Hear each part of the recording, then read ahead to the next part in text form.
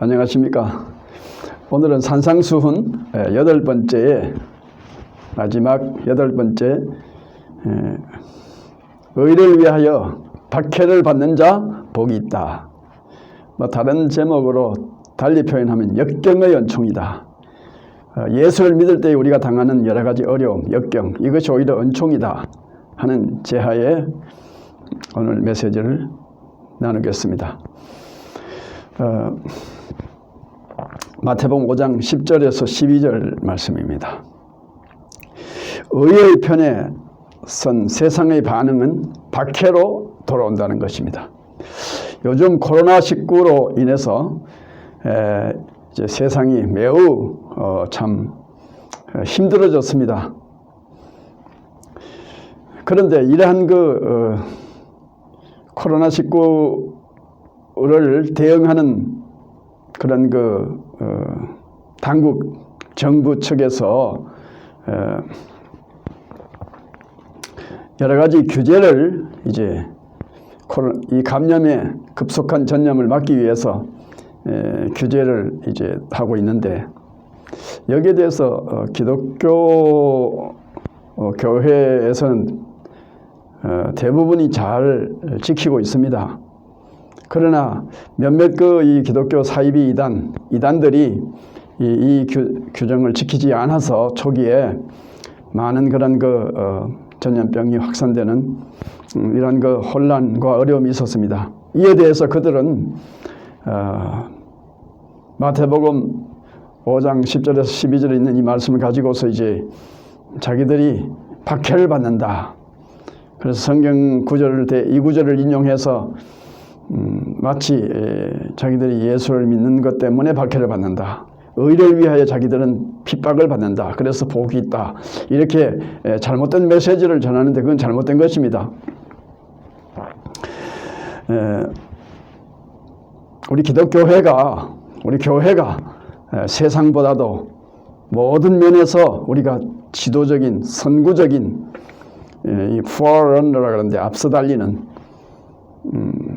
그런 세상을 이끌어가는 그런 교회가 되어야 됩니다. 우리 선교 초기에 우리 한반도에 기독교 복음이 들어올 때 초기에는 기독교가 세상을 이끌어갔습니다. 교육 면에서 대학을 짓고 초중 고등학교를 짓고 하는 것이 다 기독교회가 앞서 나가고, 병원을 세우고 사회 계몽을 시켜나가고 하는 이 모든 일들이 기독교가 이끌어 나갔습니다. 여러 가지 어려운 이런 코로나 시국 전국에서도 우리는 참고 교회가 앞장서서 이 모든 전염병 확산에 대한 이런 방역 수칙을 모범적으로 교회가 실천해서 지켜나가는 교회가 되어야 될 줄 압니다. 의의 편에 선 그런 세상의 반응이 이것이 박해로 돌아온다는 그런 내용인데, 그런 내용이 이제 성경에 그대로 적혀 있습니다. 의라고 말할 때에 이 의는 한자로 쓰면은 양양자 밑에 나아자, 나라 그럴 때 아자, 그것이 합쳐져서 이제 의를 의자가 되는데, 여기서 양은 예수 그리스도를 의미합니다.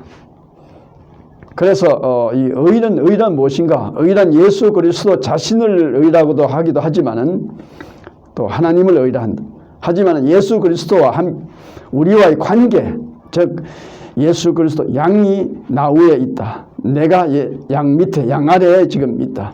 그래서 예수 그리스도의 영향 아래, 다스림 아래, 예수 그리스도 아래에 내가 있다. 그래서 나와 예수 그리스도의 관계, 올바른 관계의 정립, 이것을 우리는 의라고 말할 수가 있는 것입니다. 예수 그리스도를 주로 모시고 살아가는 예수 그리스도와의 올바른 관계, 다시 말해서 이것이 의다 하는 것입니다. 예수 그리스도를 나의 주님으로 모시고 살아갈 때에 당하는 고난, 그 고난과 박해는 그것이 복이 된다는 것입니다. 그렇기 때문에 마태복음 5장 12절에서는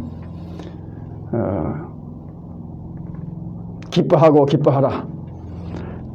예수 그리스도를 모시고 살아갈 때 당하는 여러 가지 고난을 당하는 성도들이여 기뻐하고 기뻐하라. 여러분들의 앞날에 앞으로의 하늘나라의 상이 클 것입니다. 상이 크기 때문에 여러분은 그것을 바라보면서 용기를 가지고 여러분들은 기뻐해라 하는 것이 성경 메시지인 것입니다. 제가 1998년도에 대학교에 이제 교수로 현직을 있을 때에 그 대학교에 학생들을 인솔해서 겨울 방학 때에 이제 중국에 단기 선교를 다녀온 일이 있습니다. 중국 그 저쪽 남방 지역 그 운남성 쿤밍이라고 그러죠. 쿤밍 운남성까지 이제 리강을 따라서 이제 가서 그까지 갔다 왔는데 가기 전에 그 광저우라는 그 광주 중국 그 광동성에 이제 가장 큰 그 도시인 그 홍콩 옆에 이제 홍콩에서 좀 멀지 않는 그런 곳에 이제 광저우라는 도시가 있습니다. 큰 도시인데요. 그 광저우에 중국에서 최대의 그 지하교회가 있습니다. 한 번 모이는 예배 인원이 한 3,000명 가량이 이제 이렇게 한꺼번에 모이는데 지하교회가 3,000명 모이기가 힘들죠. 그런데 그 3,000명이 모이는데 그 교회를 이끌어 나가시는 목사님은 중국 한족 목사님이신데 이 수풀림자를 써서 임헌고, 이 헌신한다 할 때 헌자와 그다음에 이 고자 양양자 밑에다가 이제 불화자 이로 쓰는 그런 그 임헌고 목사님이라는 분이신데요. 참 저는 그분을 만나서 큰 은혜를 받았습니다. 그분이 이제 이끌어 나가시는 그 지하교회에 우리 대학 선교팀들과 함께 그 예배에 참여했습니다. 예배 시간이 상당히 길었습니다. 한 3시간 정도 예배를 드렸는데 그 왜 그런가 하니까 그 삼중 통역을 했어요. 중국 이제 표준 중국어로 설교를 하면은 그다음에 광동 캔토니스로 이제 또 통역도 하고 또 그 지역의 방언으로 또 지방말 사투리로 또 이렇게 통역 삼중 통역으로 나가는 그런 그 예배를 이제 참여하게 됐습니다. 그런데 그 목사님이 그날은 자신이 고난받은 오늘 본문 이 설교 본문을 가지고서 자기가 어떤 예수를 믿음으로써 어떤 고난을 받았느냐 하는 것을 간증을 하셨는데 참 그 눈물이 쏟아질 정도로 은혜가 됐습니다.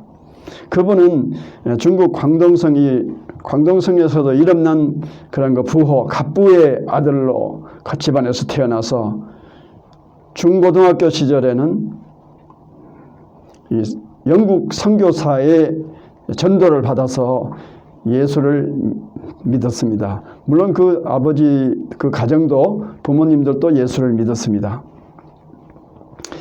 그는 고등학교를 졸업하고 대학은 이제 선교사님을 따라서 추천을 받아서 영국으로 가서 영국에서 대학을 마치고 그는 은혜를 받고 신학 공부를 신학교에 들어갔습니다. 그래서 안수를 받고 영국에서 안수를 받고 목사가 되어서 중국으로 돌아왔는데 목사가 되어 중국으로 돌아와 보니까 돌아와서 이제 아름다운 어떤 교수를 만나서 결혼식을 올렸습니다. 결혼식을 올린 그 다음날 중국이 공산화돼서 그 가정들은 모든 재산들이 몰수가 되고 체포되어서 감옥에 투옥이 되었습니다. 22년 동안 예수 믿는다는 그 제목으로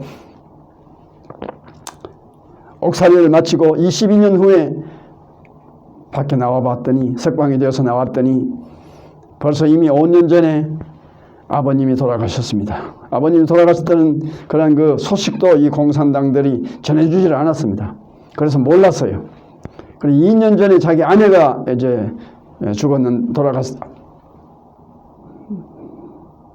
하늘나라에 갔는데 그 소식은 이제 전해져서 알게 되었지만은 뭐 감옥에서 어떻게 할 수가 없었습니다.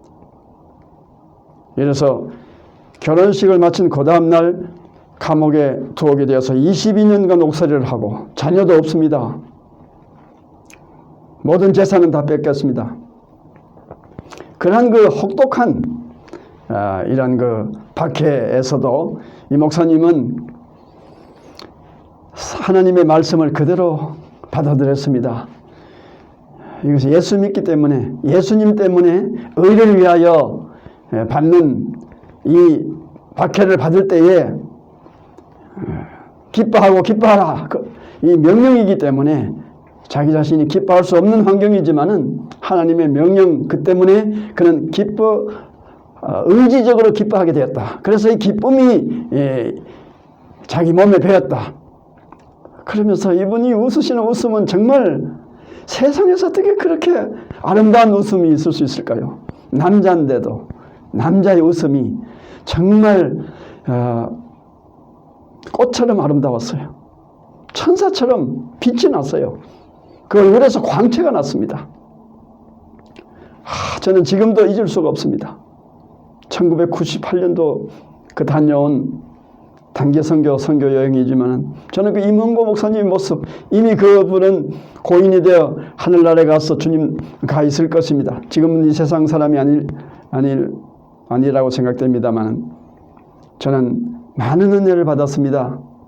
그래서 저는 의를 위하여 박해를 받는 자는 행복하다는 이 하나님의 말씀을 좀 더 실감나게 증명을 하고 좀 이렇게 사람들에게 이해시켜 주기 위해서는 그 임원고 목사님에게 사람들 데려가서 그 예배에 참여시키고 그 목사님과 만나보게 하면은 그 이상의 더 좋은 방법이 없다고 저는 생각을 했습니다. 구약성경 다니엘서에 보면은 다니엘서에 다니엘의 그 세 친구 사드락과 메삭과 아벳느고가 이제 우상 숭배에 자기들은 우상 숭배를 받아들일 수 없다. 우상에게 절할 수가 없다 하는 것 때문에 고초를 당하고 어려움을 당한 그런 내용이 나옵니다. 신할 땅의 두라 평원, 그 넓은 평원에 60척의 거대한 순금으로 만든 그 금신상, 느부갓네살 왕이 자기의 그 동상을 자기의 상을 금으로 순금으로 만들어서 세워놓고 이제 느부갓네살 왕 살아있는 그 왕을 신처럼 이제 모든 제국의 시민 사람들이 섬기게 만들었습니다. 그래서 이제 그 신상 제막식을 하는데 모든 악기들, 동원의 박사들이 악기를 불면서 거대한 제국의 수많은 관료들과 백성들이 다 그 앞에서 머리를 숙이면서 제막식을 하는데 단 세 사람이 머리를 숙이지 않았습니다. 사드락과 메삭과 아벳느고가 절하지 아니하자 그들은 고소를 당해서 이제 그 법에 의해서 누구든지 신상에 절하지 아니하면 풀무불 속에, 용광로 속에, 펄펄 끓는 쇳물 속에 던져 넣으라고 하는 것이 법입니다. 그래서 그 풀무불 속에다가 이제 관리들이 그들을 세 사람을 끌고서 집어넣으려고 가까이 가가지고 던져 넣는데 그 끌고 간 왕의 신하들이 다 그 뜨거운 수천도 되는 뜨거운 열기 때문에 타서 죽어버렸습니다. 그런데 그 용광로 속에 던져진 그 세 사람은 가만히 보니까 타지 않고 죽지 않고 그 용광로 속에서 왔다 갔다 하는데 또 한 사람이 더 있어요. 네 사람이 왔다 갔다. 던져넣기는 세 사람을 던져넣는데 네 사람이 왔다 갔다 합니다. 느부갓네살 왕이 놀래가지고 그 한 사람은 누구겠어요? 이들을 보호하는 예수 그리스도께서 너들이 나를 위해서 이렇게 핍박을 받는구나. 나를 위해서 이 고난을 당하는구나. 고초를 당하는구나. 예수 그리스도께서 그곳에 내오셔가지고 그들을 불에 타지 않게 만들었습니다. 나중에 그들 나오라고 그래서 불못불 속에서 걸어 나왔는데 보니까 머리카락도 하나도 상하질 않았어, 타질 않았습니다. 옷깃 하나도 거슬리질 않았습니다. 예수 그리스도 때문에 의를 위하여, 이 신앙을 지키기 위하여, 하나님의 계명을 지키기 위해서 그들이 어떤 어려움도 고난도 그들이 감수를 했을 때에 하나님께서 그들에게 갚아주시는 보상은 정말 기적입니다. 미라클, 기적이에요. 기적이 그들에게 일어났습니다. 그들은 불물 속에서 타지 않았을 뿐만 아니라 느부갓네살 왕뿐만 아니라 모든 사람들을 놀라게 하나님의 영광을 그들 앞에 보여줬을 뿐만 아니라 또 그들은 그 넓은 제국의 장관급 이상의 그 높은 자리에서 하나님의 영광을 그들의 삶을 통해서 이제 보여주면서 그들은 그 삶 자체가 정말로 큰 축복으로서 하나님의 영광을 사람들에게 비춰주는 그런 그 축복된 삶, 기적적인 삶을 살았다는 그런 기사가 다니엘서에 기록이 되어 있습니다. 일제시대 때 이제 사드락과 메삭과 아벳느고처럼 신사참배 강요에 끝까지 한거 하다가 목숨을 바친 수많은 성도들이 일제시대 때 있었습니다. 그 대표적인 인물이 주기철 목사님이랍니다. 주기철 목사님, 주기철, 평양 산정형 교회를 담임하셨던 그런 목사님이십니다. 그리고 그 목사님과 같은 그런 그 많은 주의 종들이 투옥이 되었고 이제 순교했습니다. 소위 그 옥중성도라는 나중에 이제 약 50여 명이 옥에서 내일이면은 사형을 집행 받도록 되어 있었는데 해방이 되어서 이제 풀려나온 옥중성도들, 그들은 끝까지 일본 신들에게, 일본 신에게 절하라고 하는 그런 강요에 그들은 항거하여 절하지 않았습니다. 일제 통치하에 이 한국교회, 일본 천황과 아마데라스 오미카미라는 일본 신, 국조신, 내셔널 가시죠. 일본의 국조신. 이 신에 참배하라는 이러한 강요에 그들은 항거하다 했습니다. 1938년도에 마지막으로 한국 장로교 총회에서 신사참배를 가결해서요. 총회에서 일본의 그 강압에 못 이겨서 목사님과 장로님들이 이제 고등계 형사들이 총뿌리를 권총을 옆구리다 대고 이제 가결할 때에 가하면 예하시오 할 때 예하는 소리가 안 나오면 권총을 권총 총구로 옆구리를 쿡쿡 쑤실 때 할 수 없이 이제 예하고 이제 가결을 시켰어요. 그리고 나서는 그들은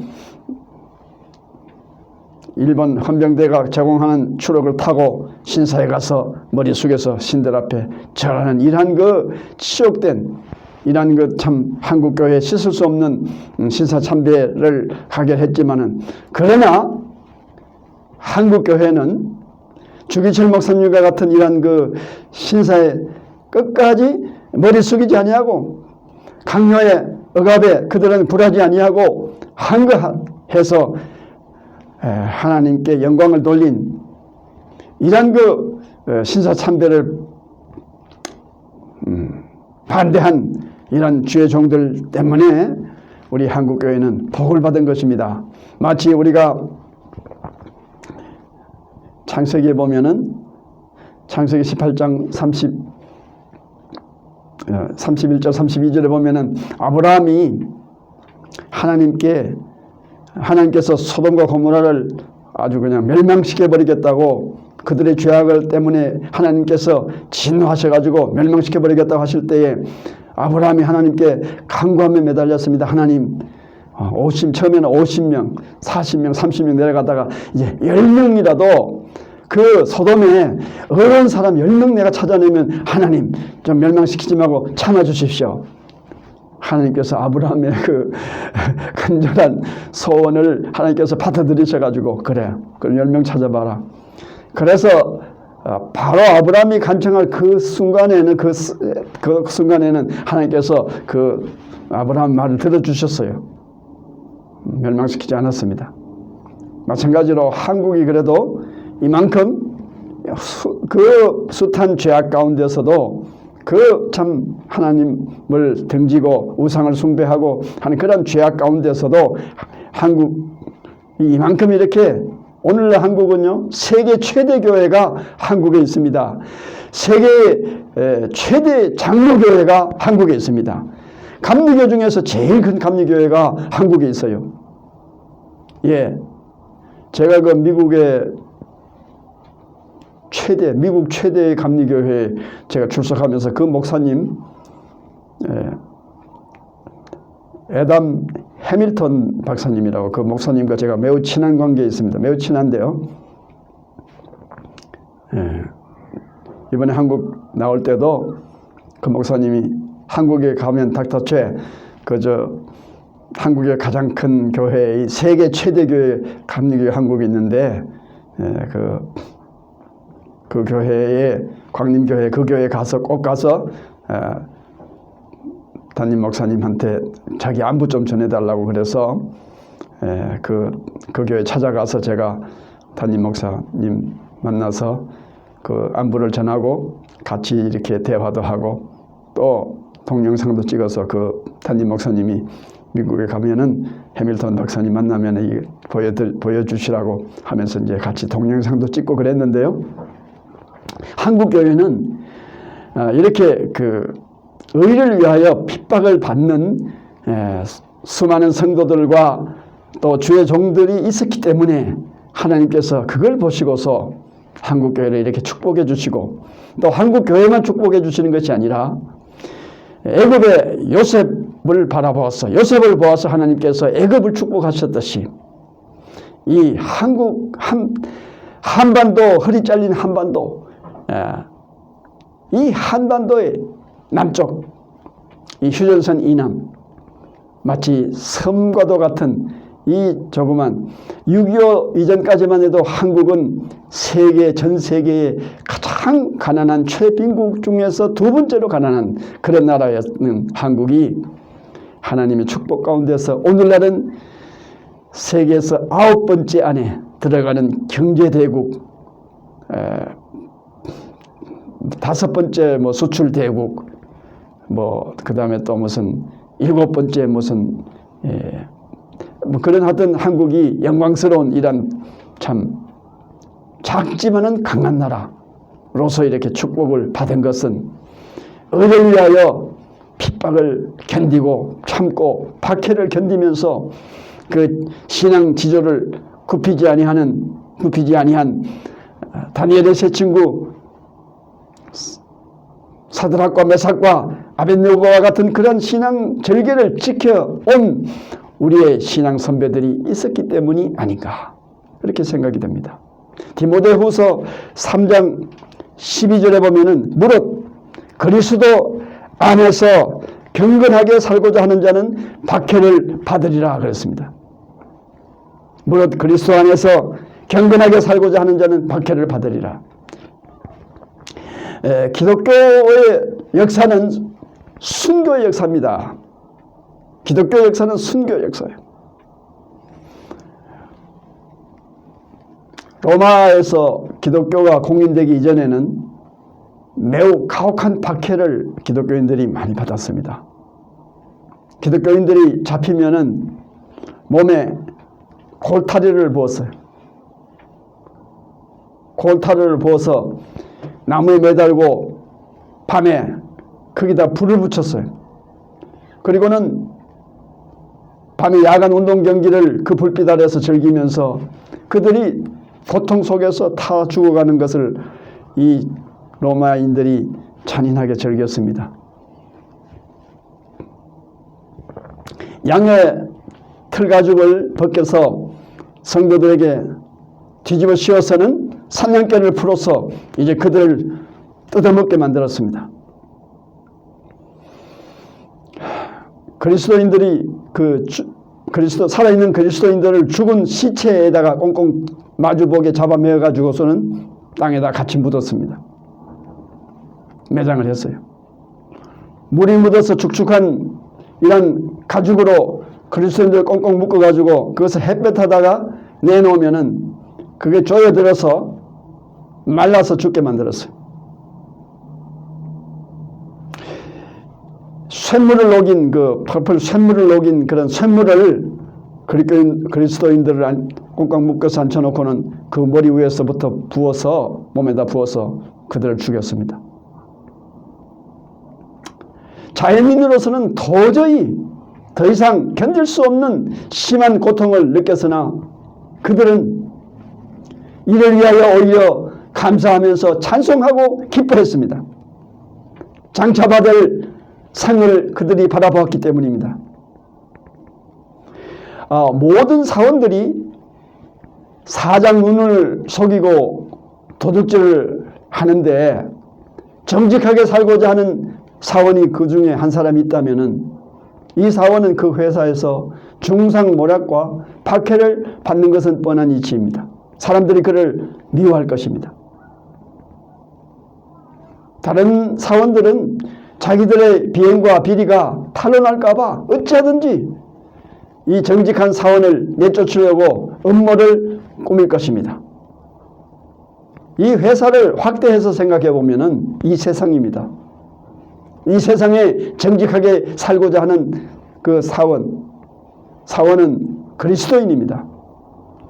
그리스도인들이 그리스도를 위하여 이 세상에서 박해를 받는 것은 당연하게 받아들여야 하는 것입니다. 그들이 그리스도인들을, 이 세상 사람들이, 어둠의 자녀들이 빛의 자녀인 그리스도인들을 미워하고 박해하고 그들을 못 살게 구는 것은 당연한 이치입니다.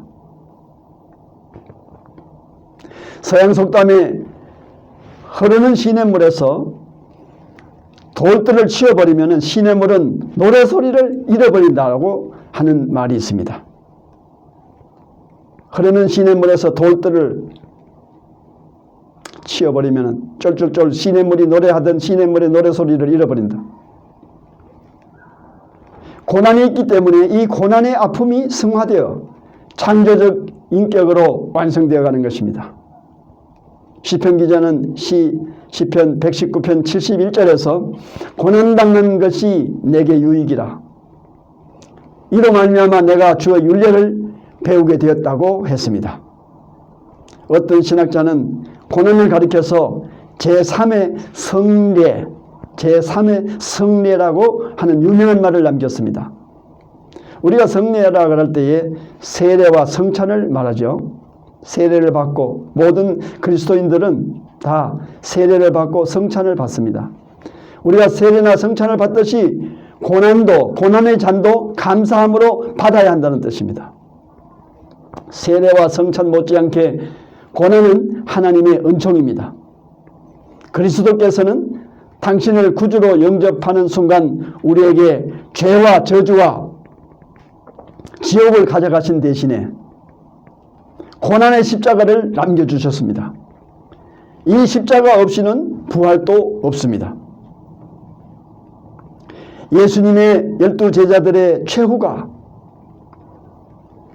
순교의 피로 얼룩져온 것도 이들은 일찍이 고난의 십자가 뒤에 있는 부활의 영광을 보았기 때문입니다.